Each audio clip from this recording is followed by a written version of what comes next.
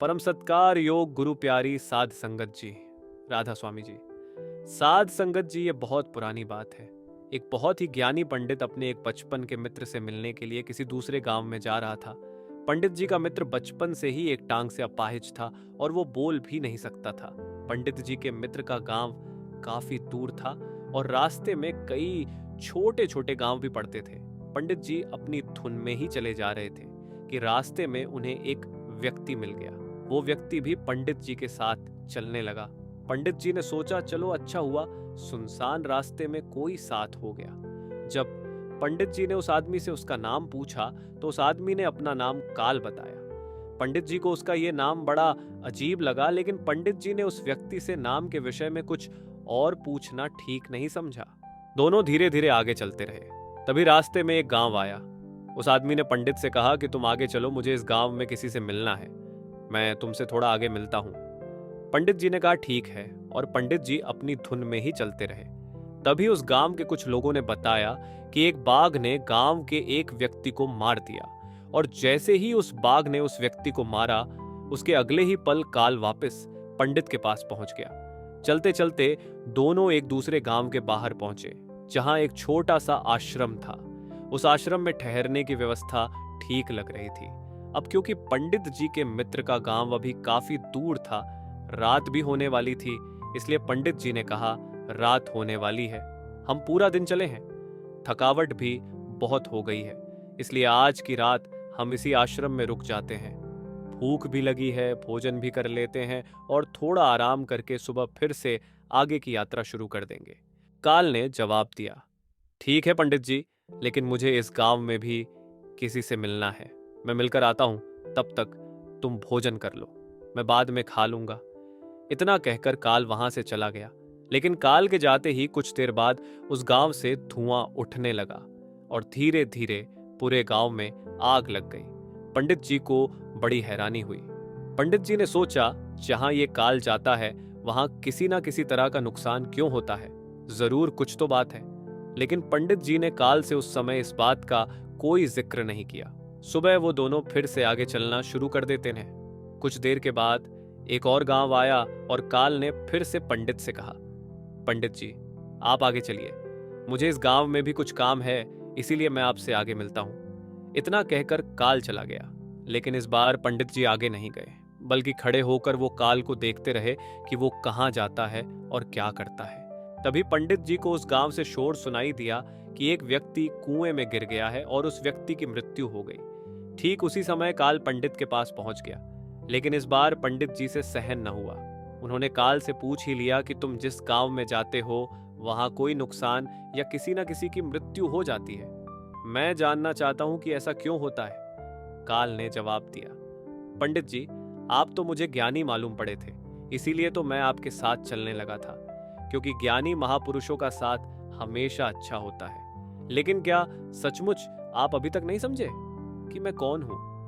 पंडित ने कहा, मैं समझ तो चुका हूं, लेकिन मुझे कुछ शक है, इसीलिए अगर आप ही अपना परिचय दें तो मेरे लिए बहुत आसानी होगी। तो काल ने जवाब दिया, मैं यमदूत हूं और यमराज की आज्ञा से उन लोगों के प्राण हरता हूं जिनकी आयु पूरी हो चुकी है।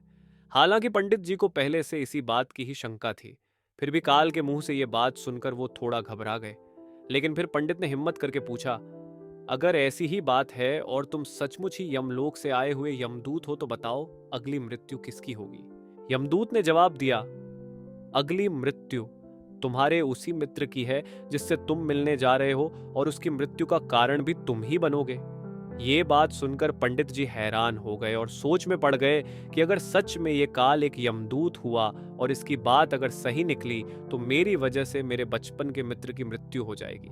इसीलिए बेहतर तो यही होगा कि मैं अपने मित्र से मिलने ही ना जाऊं, कम से कम मैं उसकी मृत्यु का कारण तो नहीं बनूंगा।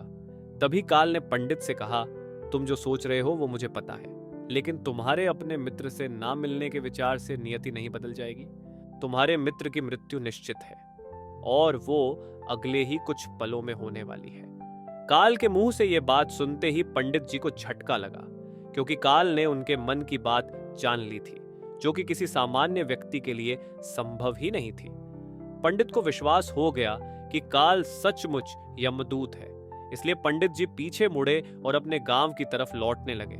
लेकिन जैसे ही पंडित जी पीछे मुड़े और चलने लगे, उनके पीछे पीछे उनका वही मित्र भी चलने लगा, क्योंकि वो मित्र एक टांग से अपाहिज थे और बोल भी नहीं सकते थे। इसलिए पंडित जी को वो आवाज लगाकर भी रोक नहीं पा रहे थे और अपनी एक ही टांग के बल पर पंडित जी के पीछे पीछे उनको रोकने के लिए तेजी से चलने लगे। क्योंकि उनके मित्र की गति बहुत तेज थी, इसीलिए वो वापस लौटते हुए पंडित जी तक पहुंच गए। और जैसे ही पंडित जी पीछे मुड़े, उनका मित्र नीचे गिर गया और उनकी मृत्यु हो गई। पंडित जी हैरानी भरी नजरों से काल की ओर देखने लगे, जैसे वो पूछना चाह रहे हो कि आखिर मेरे मित्र को क्या हुआ। काल पंडित के मन की बात समझ गया और बोला, तुम्हारा मित्र तुम्हारे पीछे आ रहा था, लेकिन तुम समझ ही सकते हो कि वो अपाहिज और गूंगा होने की वजह से तुम तक पहुंच ही नहीं पा रहा था। उसने अपनी सारी ताकत लगाकर तुम तक पहुंचने की कोशिश की, लेकिन बुढ़ापे में बचपन जैसी शक्ति नहीं होती और तुम्हारे मित्र की हृदय गति रुक गई, जिसकी वजह से तुम्हारे मित्र की मृत्यु हो गई। अब तो पंडित को पक्का विश्वास हो गया कि काल सचमुच में यमदूत है और जीवन के प्राण हरण करना ही उसका काम है। अब चूंकि पंडित एक ज्ञानी व्यक्ति था और जानता था कि मृत्यु पर किसी का बस नहीं चल सकता और सबको एक न एक दिन मरना ही है, इसीलिए पंडित जी ने जल्दी से अपने आप को संभाला और अचानक से उनके मन में अपनी मृत्यु के बारे में जानने की उत्सुकता पैदा हुई। पंडित जी ने काल से पूछा, अगर मृत्यु मेरे मित्र की होनी थी तो तुम शुरू से ही मेरे साथ क्यों चल रहे थे? काल ने जवाब दिया, पंडित जी, मैं तो सभी के साथ चलता हूं और हर पल चलता रहता हूं, बस लोग ही मुझे पहचान नहीं पाते, क्योंकि लोगों के पास अपनी समस्याओं के अलावा किसी और व्यक्ति, वस्तु या घटना के बारे में सोचने या उसे देखने और समझने का समय ही नहीं है। पंडित ने आगे पूछा, क्या तुम बता सकते हो कि मेरी मृत्यु कब और कैसे होगी? काल ने कहा, पंडित जी, हालांकि किसी भी सामान्य जीव के लिए यह जानना उपयुक्त नहीं है, क्योंकि कोई भी जीव अपनी मृत्यु के बारे में जानकर परेशान हो ही जाता है, लेकिन तुम ज्ञानी व्यक्ति हो और अपने मित्र की मृत्यु को जितनी आसानी से तुमने स्वीकार कर लिया, उसे देखकर तो मुझे लगता है तुम अपनी मृत्यु के बारे में जानकर भी परेशान नहीं होंगे। इसीलिए मैं तुम्हें बताता हूं कि आज से ठीक 3 महीने के बाद आज ही के दिन तुम्हारी मृत्यु होगी, लेकिन वो होगी किसी दूसरे राजा के राज्य में, वो भी फांसी लगने से। हैरानी की बात तो यह है कि तुम स्वयं खुशी से फांसी को स्वीकार करोगे। इतना कहकर काल वहां से जाने लगा, क्योंकि पंडित जी के साथ रहने का कोई कारण ही नहीं था। पंडित जी ने अपने मित्र का क्रियाकर्म किया और फिर अपने गांव लौट आए।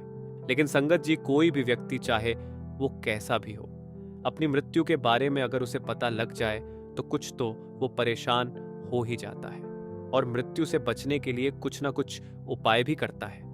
वैसा ही पंडित जी ने भी किया, क्योंकि पंडित जी बहुत विद्वान थे, इसीलिए उनकी अच्छी पहचान अपने राज्य के राजा तक थी। पंडित जी ने सोचा, राजा के पास तो कई ज्ञानी मंत्री होते हैं और वो उसकी मृत्यु से संबंधित समस्या का कोई ना कोई हल तो निकाल ही लेंगे। इसलिए पंडित जी राजा के दरबार में पहुंच गए और उन्हें सारी बात बता दी। राजा ने पंडित की समस्या को अपने मंत्रियों के सामने रखा और उनसे सलाह मांगी। अंत में सभी ने सलाह दी कि अगर पंडित की बात सही है तो जरूर उनकी मृत्यु 3 महीने बाद होगी, लेकिन मृत्यु तब होगी जब पंडित जी किसी दूसरे राज्य में जाएंगे। अगर पंडित जी किसी दूसरे राज्य में जाएं ही ना तो मृत्यु कैसे होगी? ये सलाह राजा को बहुत अच्छी लगी, इसीलिए राजा ने पंडित के लिए महल में रहने की व्यवस्था करवा दी। राजा की आज्ञा के बिना कोई भी व्यक्ति पंडित से मिल नहीं सकता था, लेकिन खुद पंडित जी कहीं भी आ जा सकते थे ताकि उन्हें यह ना लगे कि वो राजा की कैद में है। धीरे धीरे पंडित की मृत्यु का समय नजदीक आने लगा और मृत्यु के दिन से ठीक 3 दिन पहले पड़ोसी राज्य के राजा ने पंडित वाले राजा पर आक्रमण कर दिया और महल से बहुत सारे लोगों को बंदी बनाकर अपने राज्यों में ले गए। उन लोगों में पंडित जी भी थे। सभी बंदी लोगों को राजा ने अलग अलग दिन और समय पर मौत की सजा सुना दी।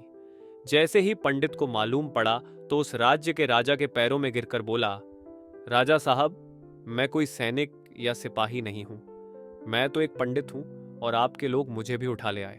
राजा ने उसका नाम पता सब पूछकर अपने दूत पंडित के घर भेजे, जिससे पंडित की कही हुई बात साबित हो सके। कुछ समय बाद राजा के दूत इस बात की पुष्टि करके आ गए कि पंडित ने जो बताया वो सब सच है। अब राजा दुविधा में पड़ गया कि एक ब्राह्मण की जान लेकर पाप का भागीदार भी नहीं बनना चाहता था, और अगर पंडित को फांसी ना दी तो राजा के कथन का अपमान होगा। प्रजा राजा के बारे में क्या सोचेगी? राजा ने अपनी समस्या का जिक्र अपने मंत्रियों से किया और मंत्रियों ने आपस में चर्चा करके सुझाव दिया कि महाराज, आप इस पंडित को सूत के धागे से फांसी लगवा दें। इससे आपके वचन का मान भी रहेगा और सूत के धागे से लगी फांसी से पंडित की मृत्यु भी नहीं होगी, जिससे कि पंडित जी के प्राण बच जाएंगे। राजा को यह विचार बहुत अच्छा लगा। उन्होंने ऐसा ही किया। पंडित के लिए कच्चे सूत के धागे का फांसी का फंदा बनाया गया और तय दिन पर नियम के अनुसार पंडित जी को फांसी पर लटकाने की प्रक्रिया शुरू हुई। सभी खुश थे कि ना तो पंडित जी की मौत होगी और ना ही राजा का वचन झूठा पड़ेगा। पंडित जी भी खुश थे। उनको विश्वास था कि सूत के धागे से उनकी मृत्यु नहीं होगी, इसलिए पंडित जी खुशी खुशी फांसी पर चढ़ने को तैयार हो गए। लेकिन जैसे ही पंडित को फांसी दी गई, सूत का धागा तो टूट गया, लेकिन टूटने से पहले धागे ने अपना काम कर दिया। पंडित जी के गले की नस धागे की वजह से कट चुकी थी और पंडित जी की मौत हो गई। देखते ही देखते कुछ ही पलों में पंडित जी का शरीर शांत हो गया। सभी लोग हैरानी से पंडित को देख रहे थे। किसी को विश्वास नहीं हो रहा था कि सूत के धागे से कैसे किसी की मृत्यु हो सकती है, लेकिन मृत्यु तो हो चुकी थी। नियति ने अपना काम कर दिया था। जो होना था वो होकर ही रहता है। संगत जी, जो होना है उसे कोई टाल नहीं सकता, चाहे कोई कितनी भी कोशिश कर ले। इसी के साथ मैं आपसे विदा लेता हूँ। आशा करता हूँ आपको इस साखी से कुछ ना कुछ सीखने को जरूर मिला होगा। संगत जी, साखी अच्छी लगी तो वीडियो को लाइक और शेयर जरूर कर दीजिएगा और कमेंट में राधा स्वामी लिखकर अपने शहर का नाम जरूर लिख दीजिएगा, जिससे कि हम जान सके कि बाबा जी के वीडियो कहाँ कहाँ से देखे जा रहे हैं। अगर आप बाबा जी की प्यारी प्यारी साखियां सुनना पसंद करते हैं तो इस चैनल को सब्सक्राइब जरूर कर दीजिएगा। यहाँ पर हम हर रोज बाबा जी की साखियां अपलोड करते हैं। गुरु प्यारी साध संगत जी, राधा स्वामी जी।